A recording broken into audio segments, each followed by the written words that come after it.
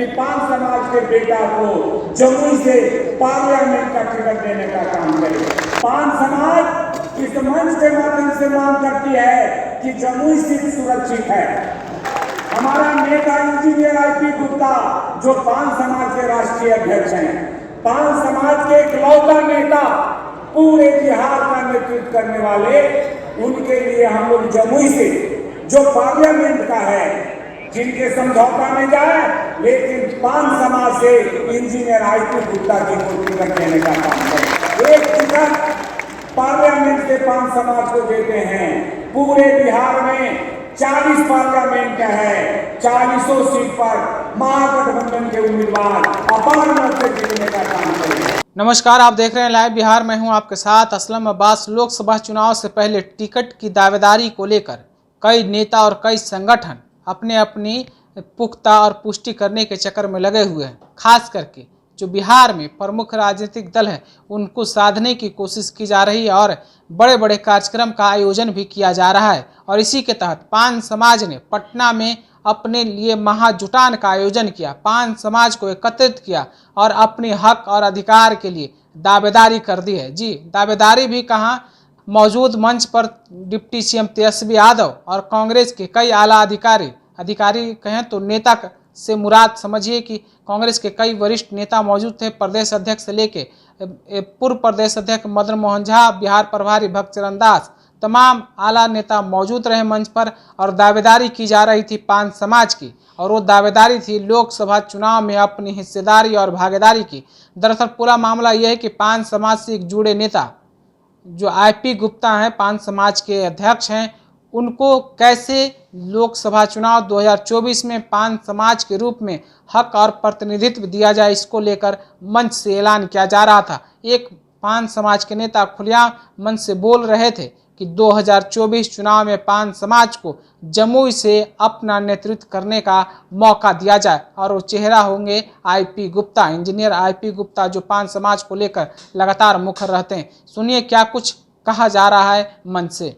बिहार के पान समाज का जो आज वर्तमान में स्थिति है, हम लोग अनुसूचित जाति के अंतर्गत आते हैं। पार्लियामेंट के 6 सीट सुरक्षित है, 6 सीट अन्य जाति को अनुसूचित जाति से टिकट मिलता है, लेकिन पान समाज के बेटा को एक भी टिकट नहीं मिलता। पान समाज पूरे पटना के इस धरती पर आकर आपके नेतृत्व को कबूल करते हुए पान समाज इस मंच के माध्यम से मांग करती है कि जमुई सीट सुरक्षित है। हमारा नेता इंजीनियर आईपी गुप्ता जो पान समाज के राष्ट्रीय अध्यक्ष हैं, पान समाज के इकलौता नेता, पूरे बिहार का नेतृत्व करने वाले, उनके लिए हम लोग जमुई से जो पार्लियामेंट का है, जिनके समझौता में जाए, लेकिन पान समाज से इंजीनियर आईपी गुप्ता जी को टिकट देने का काम करें। यदि एक टिकट पार्लियामेंट से पान समाज को देते हैं, पूरे बिहार में 40 पार्लियामेंट है, 40 सीट पर महागठबंधन के उम्मीदवार अपार मत से जीतने का काम करेंगे। आप नेता हैं गरीबों का, आप नेता हैं दलितों का, आप नेता हैं अति पिछड़ों का, आप नेता हैं पिछड़ों का, आप नेता हैं सामाजिक न्याय का। आपको हिस्सेदारी चाहिए। सत्ता में हिस्सेदारी और भागीदारी के लिए ये सभा, ये मंच आपसे मांग करती है कि पान समाज के बेटा को जमुई से पार्लियामेंट का टिकट देने का काम करें। बिहार का पान समाज आपके साथ है और साथ रहेगा।